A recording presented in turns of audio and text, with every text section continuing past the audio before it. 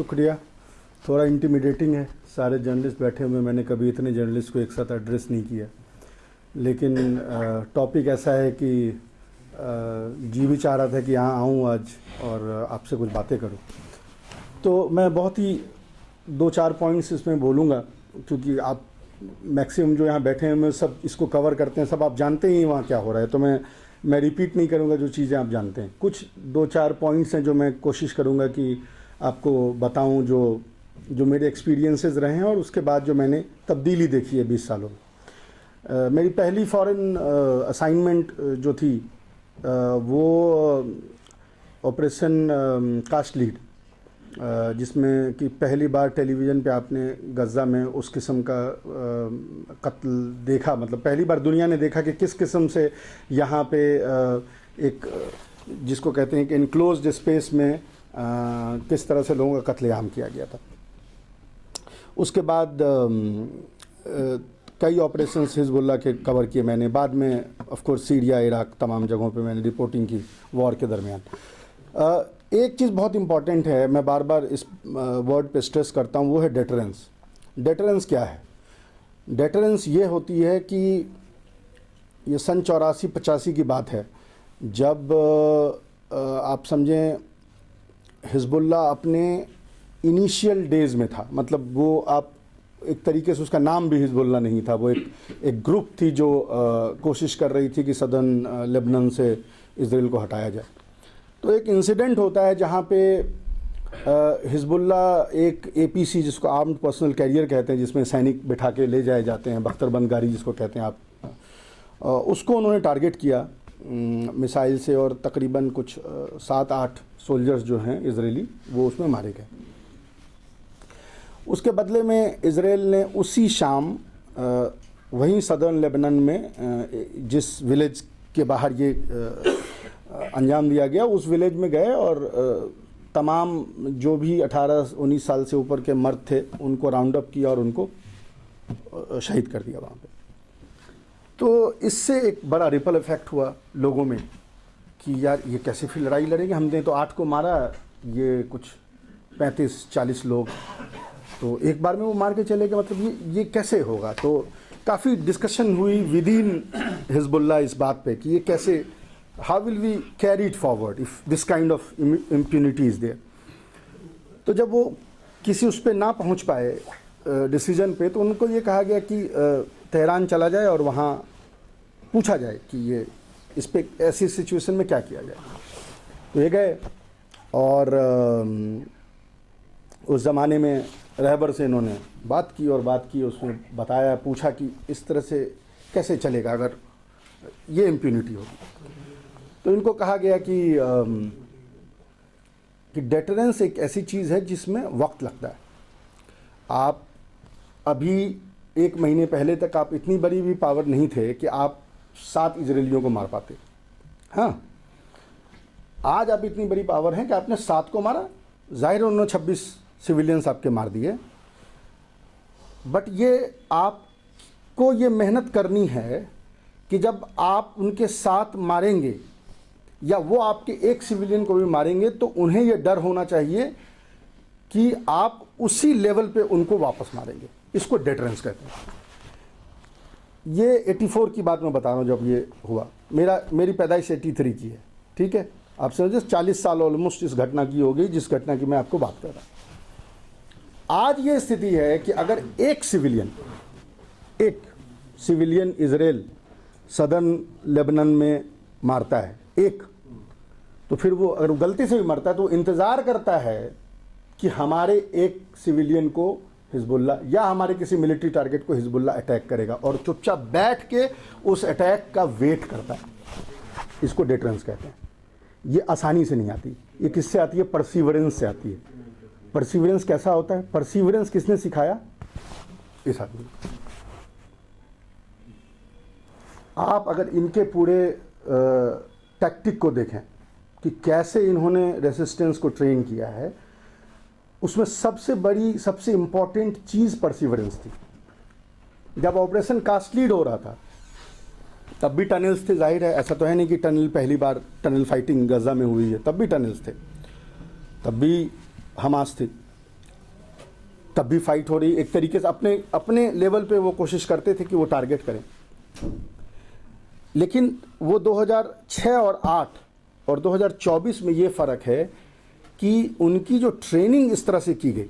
पहले क्या होता था इन सब मामलों में, पहले क्या होता था कि एक, आपको पता ही है यहाँ काफ़ी शिया बैठे हुए हैं तो बोलने वाली बात नहीं है कि एक शहादत का बड़ा एक वो है शियाइज़म में ना, लोग एक तरीके से शहादत को सीख करते हैं, ढूंढ रहे हैं। कासिम सुलेमानी भी ढूंढ रहे थे, जाहिर है, कई बार उन्होंने इसका लिखा भी इसके बारे में, उनकी डायरी जो बाद में आई उस पर वो मेंशन भी करते हैं। बट ट्रेनिंग ये दी गई कि देखो शहादत तो तुम्हारी होगी और शहादत तुम सीख भी कर रहे हो, लेकिन उसको इस लेवल पे अचीव करो कि जहां तुमने उससे अपने कुछ टेक्टिकल गोल्स अचीव किए। ये नहीं कि 2006 में हमास के फाइटर बाहर निकलते थे, हमला किया, आप 12 मारे गए, उनके 1 मारे गया, आप चले आए। ये हमास और हिजबुल्लाह में फ़र्क था, और ये फ़र्क कहाँ से आया? इस ट्रेनिंग से। अब आप कहेंगे फिर सीरिया वॉर के वक्त हमास ने एक तरीके से धोखा दिया हिजबुल्लाह का। आपको पता है सदर्न सीरिया में जब लड़ाई चल रही थी, जो जिसको हम एंटी लेबनन माउंटेन कहते हैं, वहाँ पे हिजबुल्लाह के ख़िलाफ़ सबसे ज़्यादा जो टनलिंग के तहत जो वॉर हुई वो हमास के फाइटर्स ने किया। सभी को पता है ये बात। काफ़ी इनके बीच में एक वो भी हुआ। Again Hezbollah was very furious. उनको था कि हम इनसे कोई संबंध नहीं रखेंगे। सीरिया वॉज वेरी फ्यूरियस कि हम इनसे कोई संबंध नहीं रखेंगे। ईरान ने कहा नहीं, परसिवरेंस। क्या है परसिवरेंस? ईरान कहने का मतलब कासिम सुलेमानी। परसिवरेंस क्या थी? परसिवरेंस ये थी कि आप उनके मिलिट्री विंग को ये बताते हैं कि आपका जो गोल है, टैक्टिकल गोल है, वो तभी अचीव होगा जब आप रेसिस्टेंस एक्सिस के पार्ट रहेंगे। नहीं रहे तो टैक्टिकल गोल आपके अचीव नहीं होंगे। ठीक है, परसिवरेंस से क्या हुआ? बहुत लोगों को शायद ये बात पता ना हो। आज गजा के अंदर, गजा की अपनी पॉपुलेशन और दीगर जो इलाके हैं फ़िलिस्तीन के, उसकी जो पॉपुलेशन है, वो हमास के पॉलिटिकल विंग को अलग एंटिटी मानती है और जो फाइटर्स हैं कसम के, उनको अलग एंटिटी मानती है। इनफैक्ट जो वेस्टर्न मीडिया भी सर्वे करती है पॉपुलैरिटी की गजा के अंदर में या दीगर जो इलाके हैं फ़िलिस्तीन के, उसमें इन दोनों को अलग यूनिट के तरह देखती है। और आपको पता हो कि हमास के पॉलिटिकल विंग की तुलना में उनकी मिलिट्री विंग की पॉपुलैरिटी 12% ज़्यादा है। ये कैसे अचीव हुआ? Tactical perseverance. कासिम सुलेमानी ने इस पूरे यूनिट को, चाहे वो सीरिया में हो, चाहे वो इराक में हो, चाहे वो गजा के अंदर हो, यही टैक्टिकल परसिवरेंस सिखाया है जो आज हम लड़ाई में वहाँ देख पा रहे हैं। अच्छा, उन्होंने एक और चीज़ सिखाई, बहुत इंपॉर्टेंट, कि आप लड़ रहे हैं और किस तरह से लड़ रहे हैं ये दुनिया को भी पता होनी चाहिए। दुनिया को कैसे पता हो? जब आप टैक्टिकली ये डिसीजन लेंगे कि कैसे हम विजुलाइज, दुनिया के नज़रों में अपने वॉर को विजुलाइज करवाएंगे। ठीक है, ये आप डिसीजन लेते हैं। इसका सबसे बड़ा एग्जाम्पल क्या है? आज 100 डे है ना वॉर का, यहाँ पे जब से 7 अक्टूबर शुरू हुआ, आज 100वां दिन है। आज सुबह नॉर्दर्न गजा से, देखो यहाँ बहुत इंपॉर्टेंट है, साउथ गजा से भी फाइट कर सकते थे, नॉर्दर्न गजा, क्योंकि नॉर्दर्न गजा के बारे में ये कहा गया कि इस पे इजराइल का पूरा कंट्रोल हो चुका है। नॉर्दर्न गजा से रॉकेट फायर की गई सदौत की तरफ। ये क्यों किया गया? ये साउदर्न गजा से भी कर सकते थे। नॉर्दर्न गजा में जाहिर है कि रिस्क ज़्यादा है, लेकिन जो इसलिए किया गया कि ये जो आपकी इनविंसिबिलिटी की इमेज बनी हुई है 48 से, उस इनविंसिबिलिटी की इमेज को हम तोड़ेंगे। यहाँ पे आपको पता है उन रॉकेट से कोई बहुत ज़्यादा फ़र्क नहीं पड़ने वाला, क्योंकि ये रॉकेट कोई बहुत इम्पैक्ट वाली नहीं होती। बट बात यहाँ इम्पैक्ट की नहीं है। बात ये है कि अगर आप ये सोचते थे कि हम गजा को एक जेल में रख लेंगे और हमारी ज़िंदगी जो है ऐसी चलेगी जैसे चल रही है, तो वो अब चलने नहीं वाली। अगर 100 डे नॉर्दर्न गजा से, जिस पे कि इसराइल का ये क्लेम है कि हमारा कंट्रोल है, वहाँ से रॉकेट फायर की जा रही हैं, इसका मतलब है कि टैक्टिकली, ऑपरेशनली और स्ट्रेटेजिकली जो मिलिट्री के 3 आयाम हैं वॉर के, आप तीनों लूज कर चुके। अच्छा, दूसरा क्या फ़र्क है आज से 20 साल पहले से? Something called the multi vector attack. Multi vector attack क्या होता है? पहले ये होता था कि भाई जंग हुई, हमास और इजरायली आर्मी के दरमियान में हो रही है, आप डिटरेंस आपने इस्टेब्लिश कर लिया, आपके 10 मरे, आपने उनका एक भी मारा तो उनके लिए वो डिटरेंस जो है वो इस्टेब्लिश हो गई। अब इन्होंने कहा कि नहीं, मल्टी वेक्टर अटैक कैसे करना है? मल्टी वेक्टर अटैक उसको कहते हैं जब आप उनके टैक्टिकल ऑपरेशनल गोल को तो तोड़ते ही हैं, आप ये करते हैं कि उन जगहों से उनको पनिश करते हैं जहां उनको उम्मीद ना हो। 3,65,000 सोल्जर्स जो हैं आईडीएफ ने गजा के अराउंड और नॉर्दर्न में हिजबुल्लाह के अगेंस्ट में लगाए, जिसमें से तकरीबन 2,40,000 सोल्जर्स जो हैं मोबिलाइज किए हुए। ये कौन लोग हैं? ये उनके रेस्टोरेंट में काम करने वाले वेटर हैं, ये उनके इंजीनियर्स हैं, ये उनके बैंक के मैनेजर हैं, ये उनके डॉक्टर्स हैं, दांत निकालने वाला डॉक्टर है, कोई नर्स है, कोई कुछ है। जब आप उस 2.5 लाख लोगों को इकॉनमी से खींच के गजा के पास ले आते हैं तो इकॉनमी पे असर पड़ेगा। 2.5 लाख तो भारत के लिए बहुत बड़ी आबादी है, इजराइल के लिए तो बहुत ही बड़ी आबादी है। कल इजरायली जो मिनिस्टर फिनांस हैं उसने ये बताया है कि पिछले साल उनकी बजट जो थी वो पॉजिटिव, यानी डेफिसिट में बजट नहीं थी, वो 0.7% उनका बजट जो है वो पॉजिटिव में था, जो इस साल 4.7% डेट में चला गया। It is equivalent to $30 billion. इसको मल्टी वेक्टर अटैक कहते हैं। ये जो नॉर्दर्न गजा से पुल आउट किया गया है, जो 6 ब्रिगेड निकाले गए, ये सिर्फ इसलिए नहीं निकाले गए कि इनके सोल्जर्स मारे जा रहे हैं, ये इसलिए भी निकाले गए कि बेड़ा वापस अपना काम करने जाएगा, डॉक्टर अपना काम करने जाएगा, नहीं जाएगा तो इकोनॉमी कोलैप्स कर जाएगी। ये किसने सिखाया? कासिम सुलेमानी। ये टैक्टिक को पहले क्या होता था, फिलिस्तीन के मामले पे लोग टैक्टिकल लड़ाई लड़ते थे, स्ट्रेटेजी, टैक्टिक को स्ट्रेटेजी समझ लेते थे। टैक्टिक कभी स्ट्रेटेजी नहीं होती, टैक्टिक्स को मिला के स्ट्रेटेजी बनती है। कासिम सुलेमानी के आने के बाद ये पहली बार हुआ जब ऑपरेशनल और स्ट्रेटेजिक लेवल पे प्लानिंग की जाने लगी, और वो प्लानिंग आज हम देख रहे हैं, चाहे वो गजा हो, चाहे वो लेबनान हो, वहाँ पे वेस्टर्न डेटरेंस कंप्लीटली कोलैप्स कर चुका है। ये आज से पहले का भी, ये वॉर और पिछले वॉर में सबसे बड़ा डिफरेंस ये है कि western deterrence is completely collapse. कैसे कोलैप्स है? अमेरिका कहता है कि हम तुम पे हमला करेंगे, उसके हम बोलने से पहले कताइब हिजबुल्लाह हमला कर देता है इराक में उसके बेसिस पे। सीरिया में वो बॉम्बार्डिंग करता है, उसके नेक्स्ट डे जो सीरिया में रेजिस्टेंट ग्रुप्स हैं वो उनके बेसिस पे हमला कर देती है। डेटरेंस इससे नहीं होता कि आप वापस हमला करेंगे उनके हमला करने पे। अगर आपको हथियार उठाना पड़ गया then it is not a deterrence. Deterrence ये था जो आज से 20 साल 15 साल पहले अगर अमेरिका कह देता कि तुम मेरे बेस पे हमला करोगे तो मैं नष्ट नाबूद कर दूंगा, तो किसी की हिम्मत नहीं होती उस रीजन में कि उसके बेस पे हमला कर सके। आज वो नहीं है। जितनी बार वो कल ईरान को उन्होंने, कल बाइडेन ने अपने प्रेस कॉन्फ्रेंस आपने सुना होगा, उसने कहा कि हमने ईरान को बोला है कि हम पे कहीं से भी हमला होगा, लेकिन अगर हथियार ईरानी यूज हुए हैं तो हम मानेंगे कि ईरान ने हम पे हमला किया। वो क्यों ईरान को बता रहा है? ईरान को नहीं बता रहा, ईरान को पता है, ईरान ये नहीं समझेगा। वो अपने डोमेस्टिक ऑडियंस को बता रहे हैं क्योंकि इलेक्शन ईयर है। उनको जताना है कि भाई हम डरे नहीं हैं। ईरान तो नहीं डरा है। ये जो डेटरेंस कोलैप्स है ना, इस वॉर की सबसे बड़ी अचीवमेंट है। ये पता नहीं चलता ना, ये सामने वाज़ेह नहीं होता, लेकिन यही सबसे बड़ी अचीवमेंट है, क्योंकि आप इसको अब रीबिल्ड नहीं कर सकते, ये पीछे नहीं जा सकता। ये अचीव हुई है 40 सालों में। पहले आप 12 दिन लड़ते थे, उसके बाद होती थी कि भाई मुज़ाकरात कर लो, कोई डील हो जाए, होती थी गजा में। 18 दिन हुई, 30 दिन हुआ, 35 दिन हुआ, आज 100 डेज हो गई। इनफैक्ट मैं आपको बताऊं, जो रिपोर्टर्स कवर कर रहे हैं वो बता रहे हैं कि हमास की पॉलिटिकल विंग ने जब कोई 2-4 कंसेशंस देने की कोशिश की मुज़ाकरात में इजराइल को, तो हमास के ही ये जो कसम ब्रिगेड जो इनका मिलिट्री विंग है उसने कहा कि कोई किसी किस्म का थोड़ा भी रिलैक्सेशन, थोड़ा भी कोई वो देने की ज़रूरत नहीं है।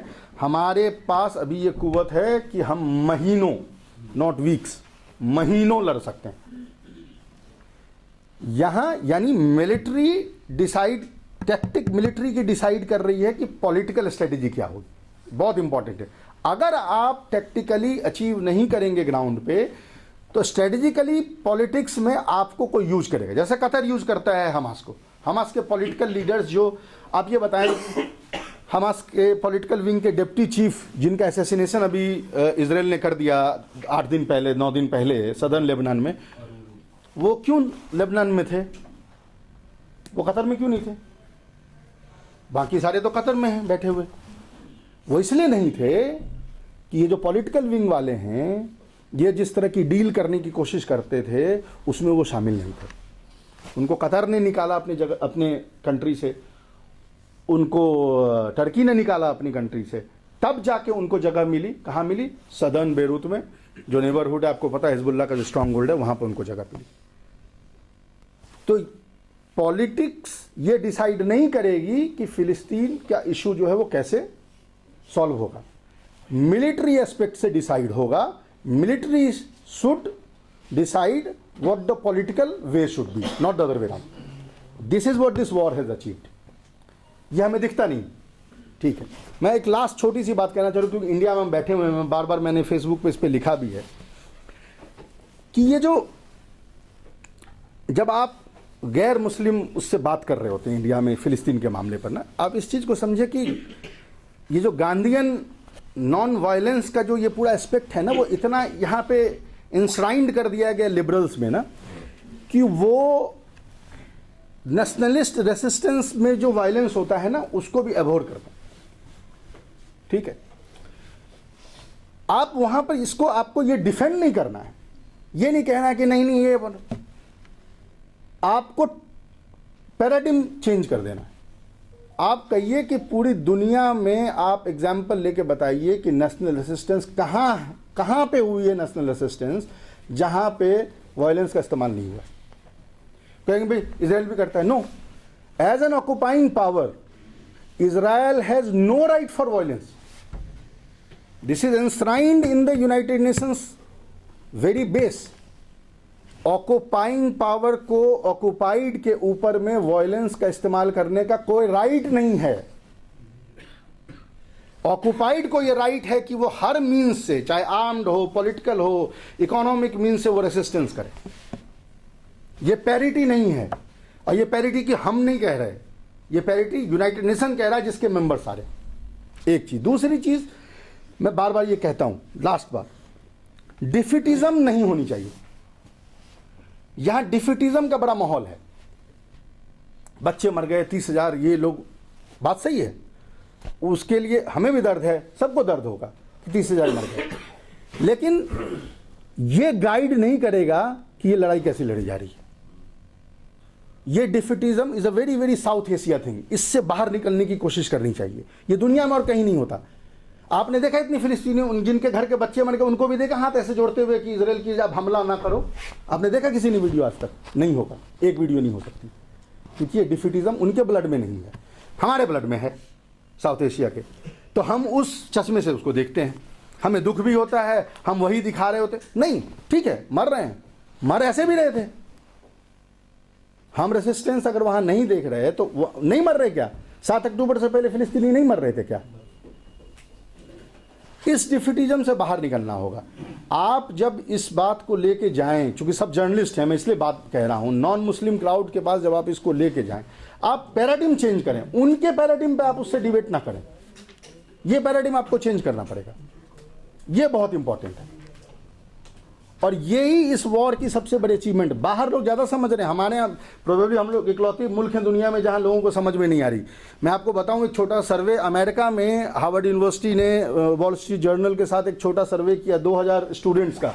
ये सारे स्टूडेंट मतलब 21 साल से कम के जो उम्र के स्टूडेंट्स हैं उसका सर्वे किया। उसमें वास्ट मेजॉरिटी स्टूडेंट ये कहते हैं, वो ये कह रहे हैं कि पूरा रिवर टू द सी फिलिस्तीनियों का होना चाहिए, और वहां जो यहूदी रह रहे हैं उनको भी, यानी इसका पावर हमास को देना चाहिए, ये भी नहीं कह रहे कि पीए को देना चाहिए। तो वहां बच्चे समझ रहे हैं, क्यों समझ रहे हैं? क्योंकि अनफिल्टर्ड न्यूज आ रहा है, वो समझ रहे हैं कि क्या हो रहा है। जो चीज आज तक नहीं बोली गई कि अमेरिका में जो जूइश लॉबी है वो एक रिप्रेसिव लॉबी है, ये किसी की हिम्मत नहीं थी बोलने की, वो बच्चों ने बोल दिया 18-19 साल के। क्यों बोल दिया? क्योंकि वो बीबीसी से फिल्टर्ड न्यूज नहीं देख रहे, वो डायरेक्ट न्यूज देख रहे हैं। वो अपनी डिसीजन पे पहुंचे। अगर 80% बच्चे अनफिल्टर्ड न्यूज देख के एक डिसीजन पे पहुंच रहे हैं तो कोई बात होगी ना कि 80% आदमी पहुंच रहे हैं। वो तो नहीं देख रहे प्रेस टीवी, वो तो नहीं देख रहे शहर चैनल, वहां तो है भी नहीं, बैंड भी है। वो अपने इस डिसीजन पे कैसे पहुंचे? इंडिपेंडेंट मीडिया के थ्रू। तो आप ये मान के चलिए कि आप जिससे भी डिबेट यहां पे कर रहे हैं, अगर तो वो उसका प्री कंसीव्ड नोशन नहीं है तो उसको आपको समझाने की जरूरत नहीं। जिसको आपको समझाने की जरूरत इंडिया में पड़ रही है, इसका मतलब है कि वो प्री कंसीव्ड नोशन से आपके साथ बहस करने के लिए आया है। उससे बहस नहीं करना है आपको पॉइंट रखनी है, पॉइंट आपने बता दिया, उसके बाहर आपको कुछ नहीं बोलना है। बाकी चीज ग्लोबल जिस तरह का कैंपेन आपने देखा है प्रो पैलेस्टाइन जिस तरह से इस बार हुई है, अनहर्ड ऑफ है, कभी हमने देखा नहीं इस किस्म का। ऐसे ऐसे कंट्रीज में मतलब प्रो इजराइल कैंपेन 2000 आदमी जुटा पाने में असक्षम है, जहां पर कि 1 मिलियन लोग निकल के चले आ रहे हैं प्रो पैलेस्टाइन कैंपेन में। ये ऐसे नहीं हुआ, इससे ग्लोबल थिंग। अगर यहां लोगों को समझ में नहीं आ रही है तो उनका नुकसान है। जो अचीव 7 अक्टूबर को हुआ वो ये अचीवमेंट हुई है कि it is non negotiable now, it is irreversible now, and it has again become a global issue। आज ये इतना जंग हो रहा है, मुज़ाकरात हो रही, डील की बात हो रही, कोई सऊदी अरब से कह रहा है कि तुम हमारे डील कर लो, हमसे करवा दो, इनसे हमास को कह दो। कोई कह रहा है तुर्की को। किससे बात की जा रही है? अंसारुल्लाह से। किससे बात की जा रही है? ईरान से। किससे बात की जा रही है? हमास से। ये जो कोशिश थी कि इस इशू को नॉन इशू बना दें, उसमें वो लोग जो ये कोशिश कर रहे थे कि नॉन इशू बन जाए, वो आज नॉन एंटिटी बन गए। उनकी अपनी कोई औकात नहीं रहेगी, उनसे कोई मुज़ाकरात नहीं कर रहा, उनसे कोई बात नहीं कर रहा। ये अचीवमेंट है 7 अक्टूबर की। तो मैं ये चाहता हूं कि आप जर्नलिस्ट हैं, जिससे भी बात करें इस तरीके से बात करें कि उनको आप इससे अवगत कराएं। जो एकदम बिल्कुल सादा दिल है वो तो आपकी बात समझ जाएंगे, बाकी जिसे नहीं समझना है कोई दिक्कत नहीं है। India is not the world. World की पॉपुलेशन क्या कह रही है, क्या देख रही है इस मामले में, वो ज़्यादा इंपॉर्टेंट है। तो बस मैं यही छोटी सी बात अपना कहना चाह रहा था। Thank you.